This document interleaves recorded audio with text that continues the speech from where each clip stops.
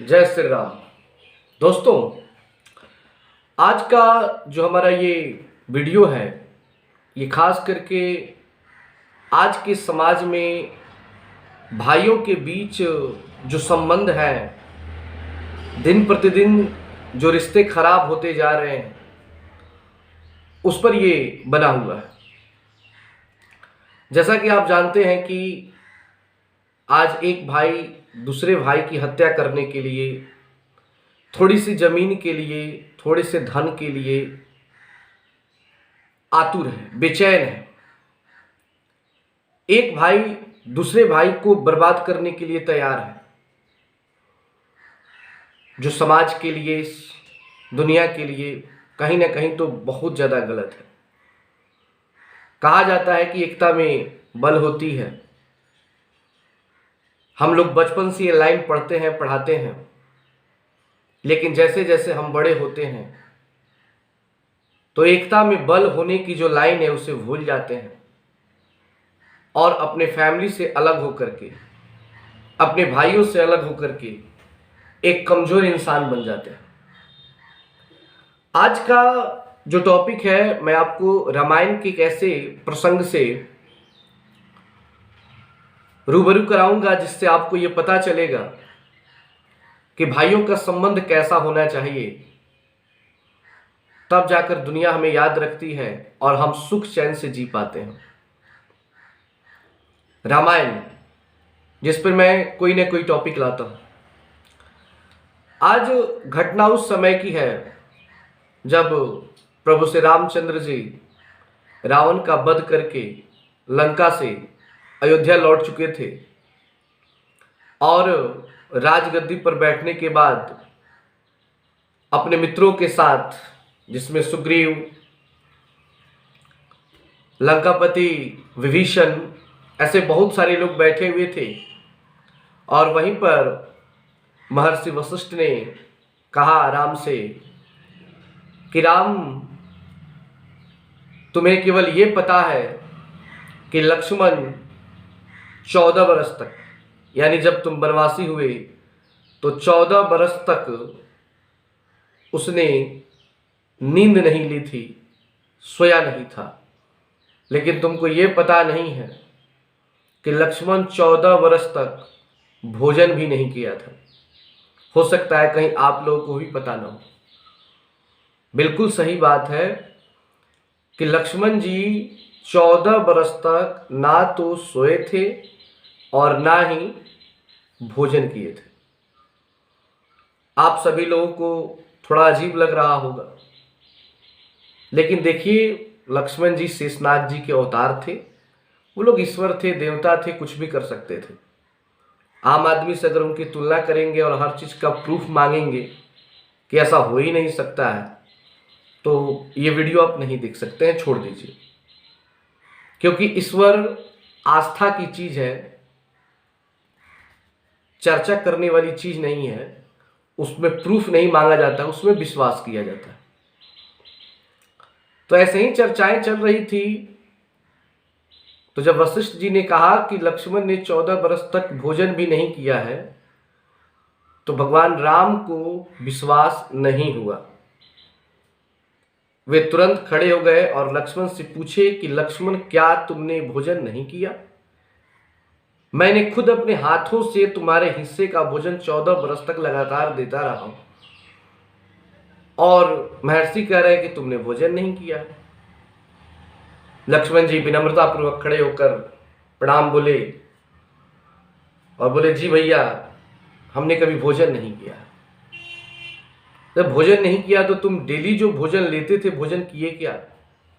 तो बोले कि उस भोजन को मैं प्रतिदिन अपनी दिव्य ताकत से अयोध्या में भेज देता था, और आज भी वो स्टोर है, आज भी एक जगह जमा है। राम जी को विश्वास नहीं हुआ।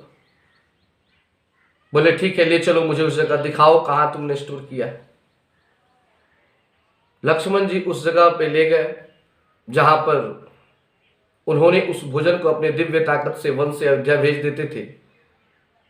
वहां पे गए तो पूरा, मतलब थाली में सजा हुआ फल रखा हुआ था, क्योंकि आपको पता होना चाहिए कि जब भगवान राम का वनवास हुआ था तो वे लोग केवल फल खाते थे, क्योंकि वनवासी भोजन नहीं करते हैं, भोजन के रूप में केवल फल खाते हैं, न कि चावल दाल जो आम आदमी खाता है।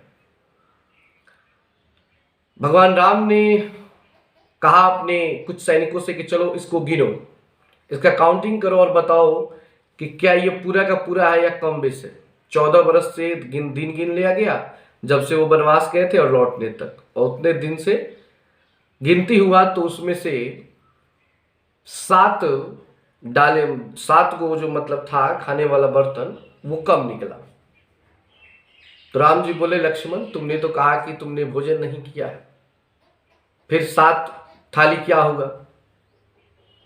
तो लक्ष्मण जी बोले कि भैया मैंने वो भी नहीं किया है, जितना है वो सही है।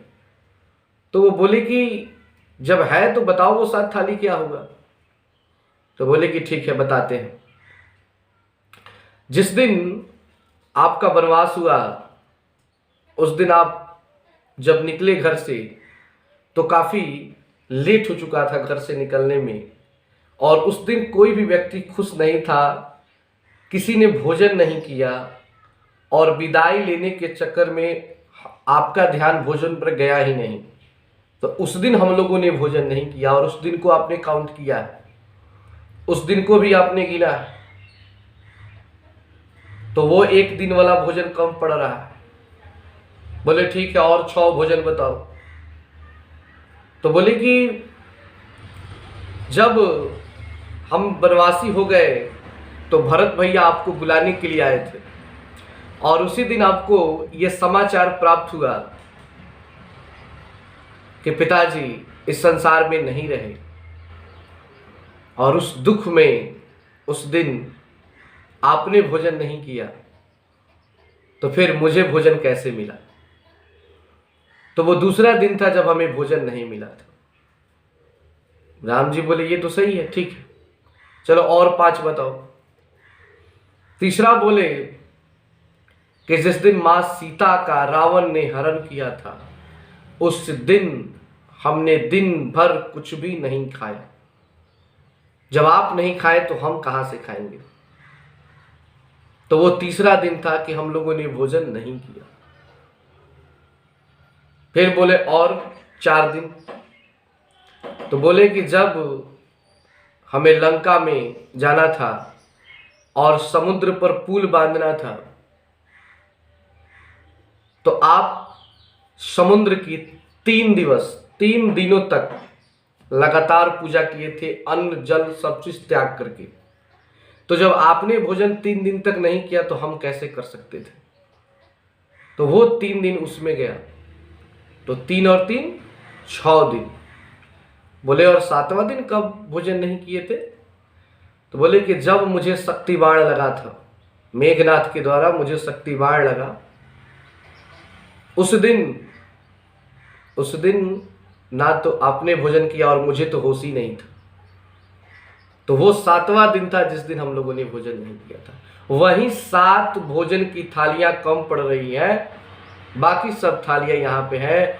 भगवान राम की आंखों से अश्रु की धारा बह चली, वो रोने लगे, उन्हें गले लगाया और रोने लगे। बोले कि भाई ये तेरा कर्ज कैसे मैं चुकाऊंगा। एक तो भरत का कर्ज है, एक तुम्हारा कर्ज है, नहीं चुका पाऊंगा मैं, लेकिन मैं कोशिश करूंगा कि अगले जन्म में मैं ये ऋण उतार दूं। और वहीं पे उन्होंने कहा कि अगले जन्म में द्वापर में तुम मेरे बड़े भाई बलराम बनकर आओगे और मैं तुम्हारा छोटा भाई कृष्ण बनकर आऊंगा, और मैं रोज तुम्हारा पैर दबाऊंगा और मैं इस ऋण से मुक्त हो जाऊंगा। और जब भगवान कृष्ण का जन्म हुआ तो बलराम यानी शेषनाग लक्ष्मण जी बड़े भाई बनकर आए और उनका प्रतिदिन वो पैर दबाते थे। कौन? कृष्ण भगवान। तो ये था भाइयों का प्रेम, ऐसे होते थे भाई। और आज के टाइम में क्या है, हम थोड़ी थोड़ी बातों पे लड़ जाते हैं, थोड़ी थोड़ी बातों पे अपने भाइयों की शिकायत हम दूसरों व्यक्ति से करते हैं और उसका फायदा कोई और लेता है। सो आप अगर चाहते हो कि आपका परिवार स्वर्ग बन जाए, तो स्वर्ग और कहीं नहीं है।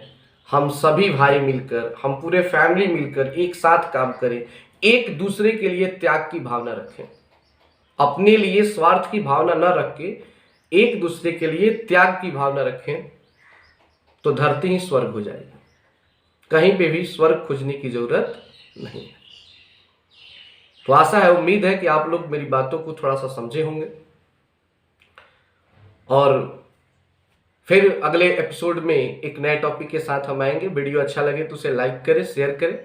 चैनल पे नया है तो सब्सक्राइब करके बेल आइकन दबाएं। जय श्री राम।